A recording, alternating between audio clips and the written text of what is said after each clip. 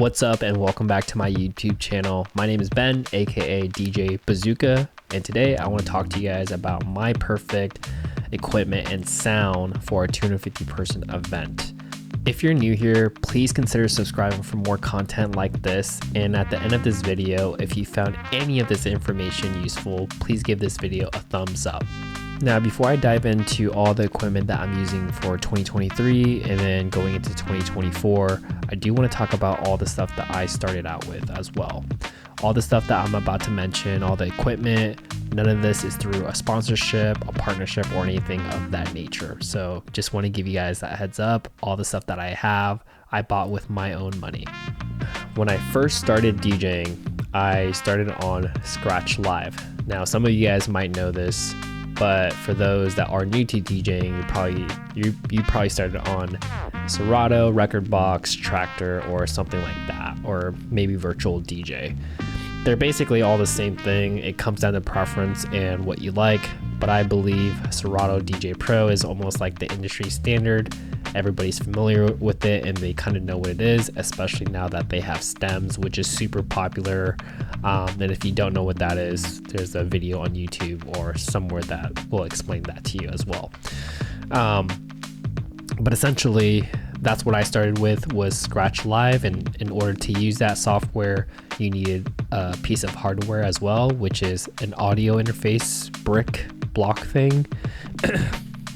So I started with Technics 1200, the Mark III, a PMC 06 Vestax mixer, which was really basic, didn't have a bunch of effects or anything like that, just your highs, your mids, your lows, your gain, and then you had your up faders and crossfader, and that was pretty much it. I think it had a mic input, but I'm not even sure, to be honest. It's been years since I've used that thing.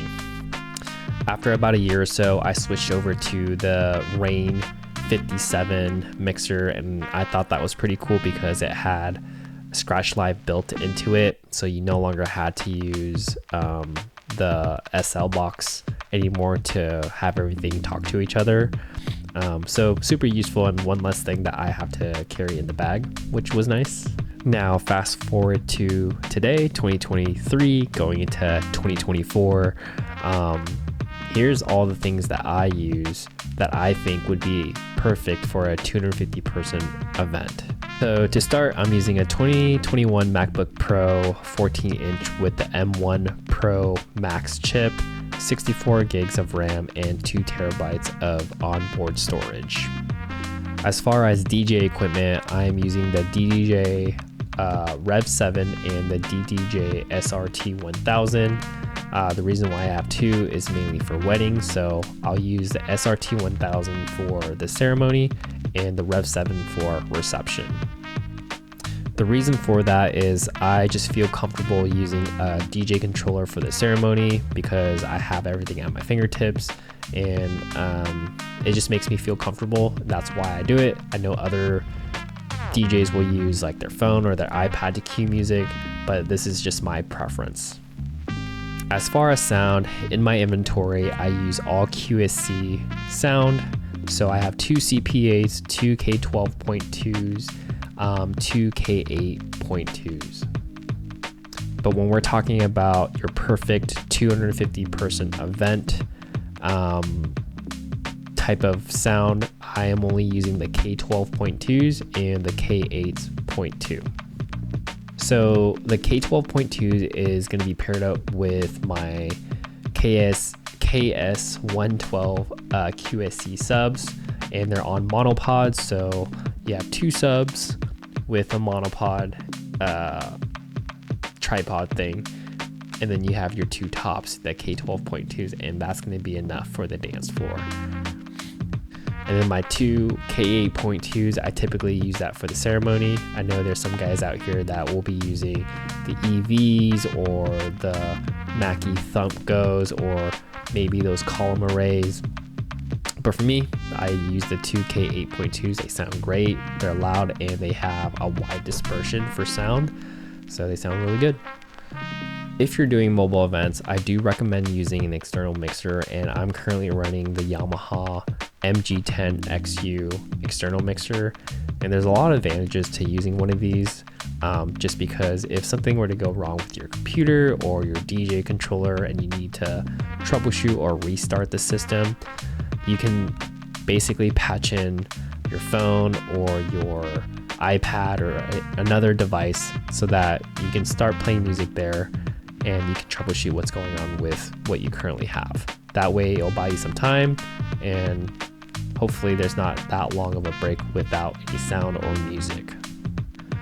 As far as cables go, to basically link everything up, I use all Mogami cables. They're really highly rated on Amazon and a lot of different reviews that I found online.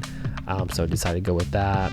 I'm assuming because it's the build quality and the sound quality that you get from these cables. Now, when it comes to mics, I'm using the Shure SLxD24. I have 2 of those, and for weddings, I have one for the ceremony and one for the reception.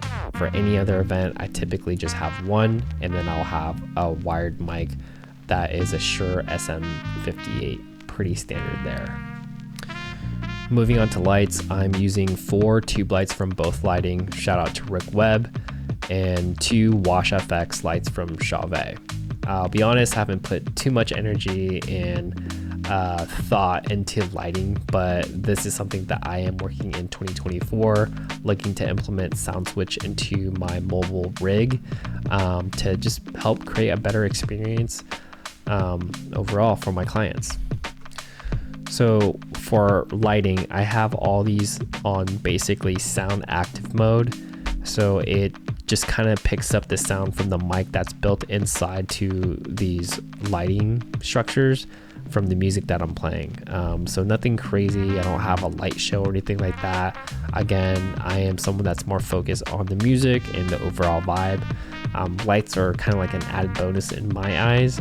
But again, for 2024, I am looking to implement maybe sound switch or some type of DMX interface to control these lights and have a better overall experience for everyone. And the last piece of gear on this list is my ADJ Event Table. I know it's an old DJ furniture, but it works. It's slim, it's compact, pretty much lightweight. And I know the industry standard, a lot of people are using DJ furniture. Some people are using like the Hoover board or something like that. That's basically the podium style, which is very popular. But I'm looking at a few different options just to kind of stand out and look a little different from other DJs out there in the market. But yeah, definitely let me know in the comments below what you guys think in terms of, your must-have gear or equipment that you use at your events. Cool. Until next time, see you guys. Peace.